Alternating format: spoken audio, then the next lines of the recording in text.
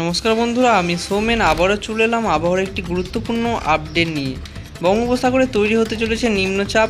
আগামী 27শে মে মঙ্গলবারই তৈরি হতে পারে বঙ্গোপসাগরে নিম্নচাপ। এই নিম্নচাপটির জেরে কোথায় কোথায় বৃষ্টিপাত হবে, কোন কোন জেলা হবে ভারী বৃষ্টিপাত, তার পাশাপাশি এখানে মহারাষ্ট্র এবং কর্ণাটকের কাছে একটি কিন্তু গভীর নিম্নচাপ রয়েছে এবং এর ফলে কিন্তু মহারাষ্ট্র উপকূল এবং কর্ণাটকের উপকূলের এইসব জায়গাগুলিতে কিন্তু প্রচণ্ড অতি ভারী বৃষ্টিপাত চলছে। সেদিকেও আমরা এগোবো। এখানে আমরা চলে যাবো, প্রথমে দেখে নেবো যে সোমবার কেমন বৃষ্টিপাত হওয়ার সম্ভাবনা থাকবে। সোমবার কেমন বৃষ্টিপাত হওয়ার সম্ভাবনা থাকবে তার আগে এখানে আমরা দেখতে পাচ্ছি এই যে নিম্নচাপটির ফলে কিন্তু প্রচণ্ড অতি ভারী বৃষ্টিপাত চলছে এই দিকখানে। আমরা পশ্চিমবঙ্গ এবং বাংলাদেশের দিকে সরাসরি চলে যাব। সোমবার কেমন বৃষ্টিপাত হবে? সোমবার সকালের দিকে কিন্তু বৃষ্টিপাত শুরু হয়ে যাবে উত্তরবঙ্গে। ভোর থেকে বৃষ্টিপাত শুরু হয়ে যাওয়ার সম্ভাবনা রয়েছে উত্তরবঙ্গের সবকটি জেলাতেই। উত্তরের আলিপুরদুয়ার, কোচবিহার, দার্জিলিং এবং উত্তর দিনাজপুরে মাঝারি থেকে ভারী বৃষ্টিপাতের পূর্বাভাস থাকছে। তার সঙ্গে দক্ষিণ দিনাজপুর, মালদা এই দুটি জেলায় উত্তরবঙ্গের হালকা থেকে মাঝারি বৃষ্টিপাত হওয়ার সম্ভাবনা থাকছে।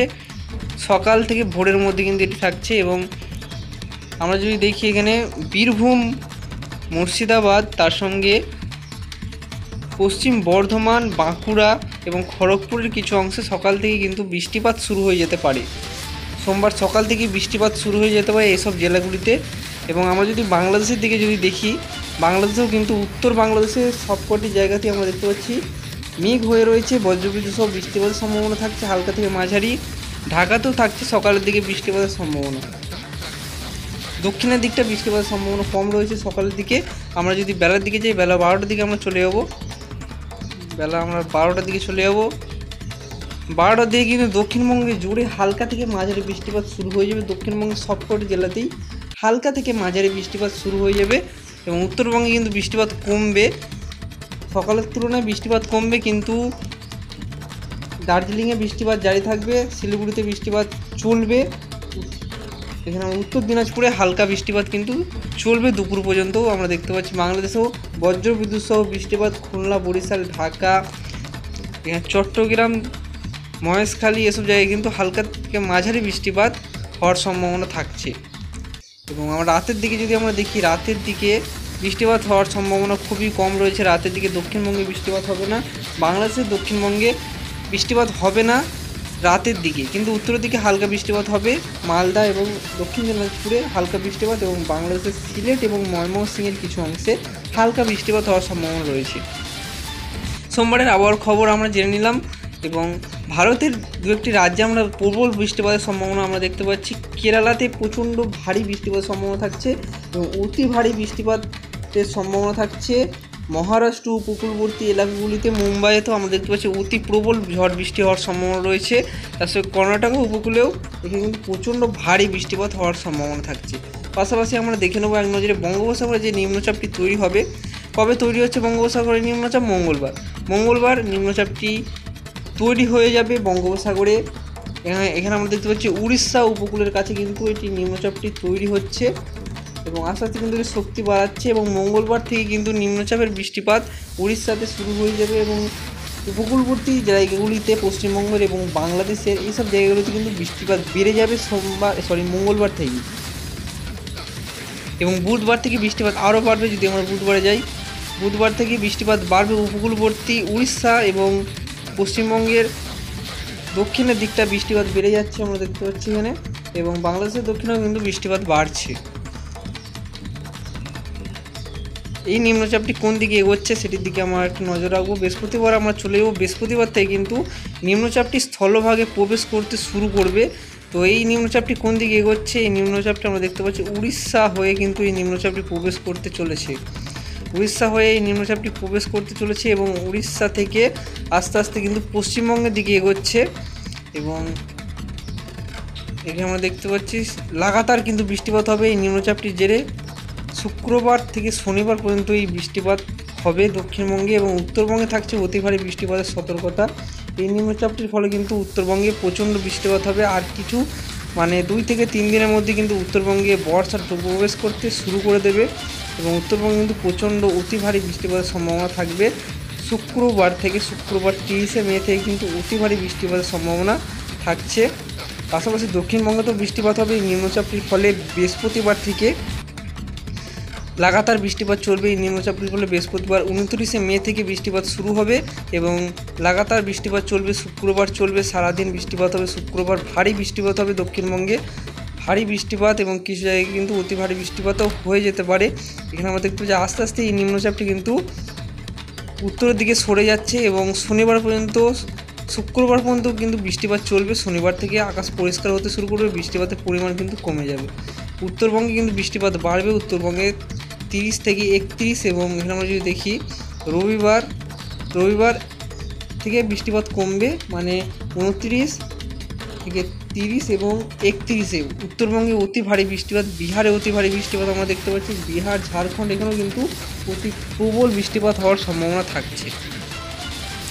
কত মিলিমিটার বৃষ্টিপাত হতে পারে সেদিকে আমরা এগোবো। এখানে আমরা চলে যাচ্ছি কত মিলিমিটার বৃষ্টিপাত হওয়ার সম্ভাবনা রয়েছে। এখানে বৃষ্টির পরিমাপে আমরা চলে যাবো, সরাসরি বৃষ্টির পরিমাপে এখানে আমরা চলে যাব এবং 24 ঘন্টায় কত বৃষ্টিপাত হওয়ার সম্ভাবনা থাকছে তার সঙ্গে এখানে আমরা দেখে নেব যে 24 ঘন্টায় কত বৃষ্টিপাত হওয়ার সম্ভাবনা থাকবে, তার সঙ্গে 2 দিনে কত বৃষ্টিপাত হওয়ার সম্ভাবনা থাকবে, 4 দিনে এবং 8 দিন কত মিলিমিটার বৃষ্টিপাত হতে পারে। আগামী 8 দিনে কত মিলিমিটার বৃষ্টিপাত হওয়ার সম্ভাবনা রয়েছে সেটি আমরা দেখে নেব।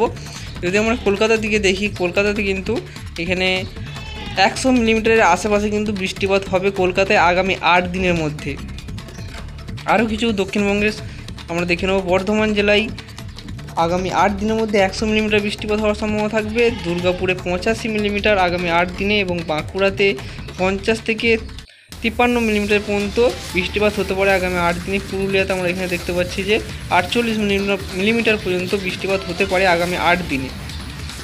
এখানে আমরা আরও কিছু শহরের নাম দেখে নেব যে কেমন বৃষ্টিপাত হওয়ার সম্ভাবনা থাকবে। যেমন হাওড়াতে আমরা যদি দেখি 107 মিলিমিটার পর্যন্ত বৃষ্টিপাত হওয়ার সম্ভাবনা থাকছে। বিশেষ করে উপকূলবর্তী এলাকাগুলিতে যদি আমরা দেখি, সুন্দরবন এলাকার কিছু অংশে কিন্তু 130 থেকে 140 মিলিমিটার পর্যন্ত বৃষ্টিপাত হতে পারে আগামী 8 দিনের মধ্যে।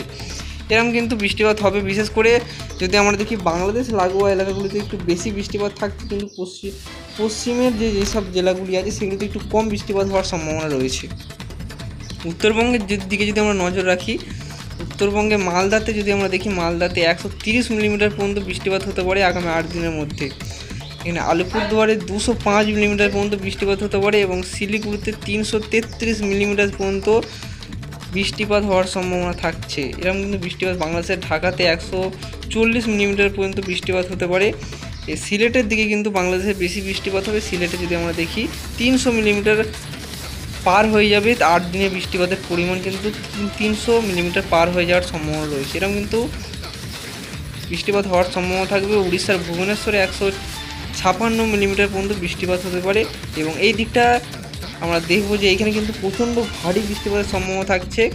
মুম্বাই যদি আমরা দেখি, মুম্বাইয়ে 200 থেকে 300 মিলিমিটার পর্যন্ত বৃষ্টিপাত হতে পারে আগামী 8 দিনের মধ্যে এবং মহারাষ্ট্র এবং কর্ণাটকের কিছু অংশে প্রায় 500 থেকে 600 মিলিমিটার পর্যন্ত আগামী 8 দিনের মধ্যে বৃষ্টিপাত হওয়ার সম্ভাবনা থাকছে। এই দিকটা গাঢ় হয়ে রয়েছে, আমরা দেখতে পাচ্ছি বৃষ্টিপাতের পরিমাণ কিন্তু এখানে প্রচণ্ড বেশি রয়েছে। এরকম কিন্তু বৃষ্টিপাতের পরিমাপে আমরা যদি দেখি, বিশেষ করে পূর্ব ভারত এবং দক্ষিণ ভারতের দিকে কিন্তু বৃষ্টিপাতের পরিমাণটা বেশি রয়েছে। উত্তর ভারত এবং এখানে যদি আমরা দেখি রাজস্থানের দিকে কিন্তু কোনো বৃষ্টিপাতের সম্ভাবনা নেই এবং এখানে দিল্লির দিকেও কিন্তু অতটা বৃষ্টিপাতের সম্ভাবনা থাকছে না। তো এদিকে আমরা চলে যাবো, আবারও এটি আমরা ব্যাক করে নেব। ব্যাক করে আমরা দেখবো যে কেমন, এখানে আবার চলে যাবো বৃষ্টি এবং বজ্র মোডে। বৃষ্টি এবং বজ্র মোডে থেকে আমরা এবার যাব কত কিলোমিটার বেগে ঝোড়ো হাওয়া বইতে পারে সেদিকে আমরা একটু এগোবো। ঝোড়ো হাওয়া নিম্নচাপের ফলে কত কিলোমিটার বেগে ঝোড়ো হাওয়া বইবে।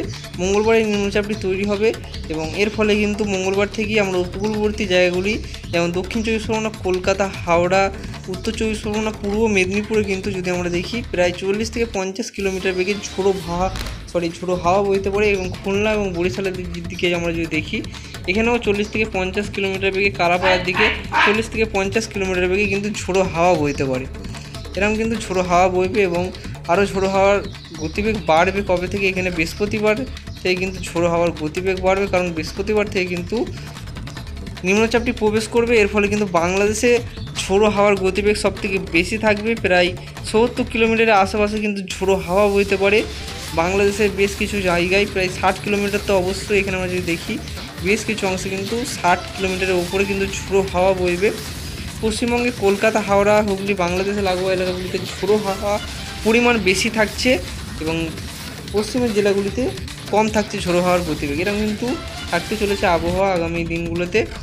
তো বন্ধুরা, এই ছিল আজকের গুরুত্বপূর্ণ আবহাওয়ার আপডেট। ভিডিও ভালো লাগলে অবশ্যই চ্যানেলটিকে সাবস্ক্রাইব করে রাখবেন এই ধরনের আবহাওয়ার গুরুত্বপূর্ণ আপডেটগুলি সবার আগে দেখার জন্য। তো আরেকটি কথা জানিয়ে রাখছি যে লেটেস্ট আবহাওয়ার খবরগুলি কিন্তু শর্টেতে দেওয়া হয়, শর্টের ভিডিওগুলো অবশ্যই আপনারা দেখবেন। যদি কোনো নতুন মেঘ তৈরি হয়, বজ্রগর্ভ মেঘ তৈরি হওয়ার সম্ভাবনা বা হঠাৎ করে মেঘ তৈরি হলো, বৃষ্টিপাত হওয়ার সম্ভাবনা থাকছে, তো শর্ট ভিডিওতে কিন্তু আপনারা দেখতে পেয়ে যাবেন। অবশ্যই চ্যানেলটিকে সাবস্ক্রাইব করে রাখবেন এবং নোটিফিকেশানটা কিন্তু অল করে রাখবেন, যাতে নতুন নতুন আপডেটগুলি যেন সবার আগে আপনার কাছে পৌঁছে যায়। তো বন্ধুরা, ভিডিওটি শেষ পর্যন্ত দেখার জন্য অনেক ধন্যবাদ।